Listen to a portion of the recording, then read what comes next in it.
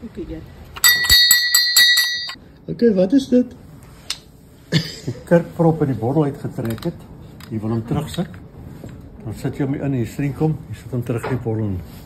Druk jy die kop daarin? Ja, hy shrink hom, hy maak hom kleiner. En dan druk jy hom terug in die bottel. Amazing. Ek het nog nooit van zoiets gehoor. As jy tou in, dan gooi jy die kerswas in. En dan maak jy kersse. Hierdie een het 'n volumekontrol.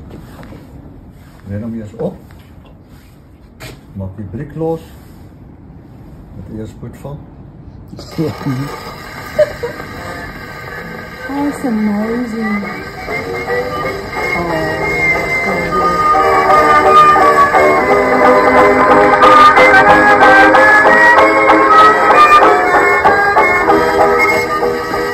Dis dit sy volume control.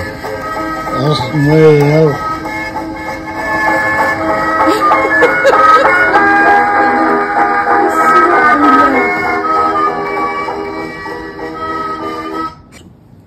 Zoals iemand wat getrou het in dit. Wow. Hoor jy maar val dit uit mekaar uit tussen klim. Die rok of die persoon. So jy kan dit hier hierso. Ek dink dit is op ons webwerf. Sy het hier onder getrek. Yes. Teken. Teken. Fantasties. Die plek afgebrand in 2018 en toe sy oorgebou is en die skilderye is gedoen deur 'n mondskilder, Patrick Botto. Hy sit partykeer by die Garderroute Mall en skilder en so af en toe by die Railway Museum ook.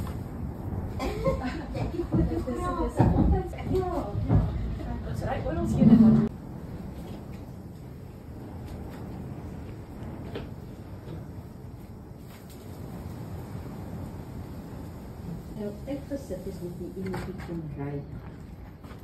Hy kan weer sy fout en sy werk. Want aan die tree, die dan moet sy nou eers afskyk neem in 'n kamer.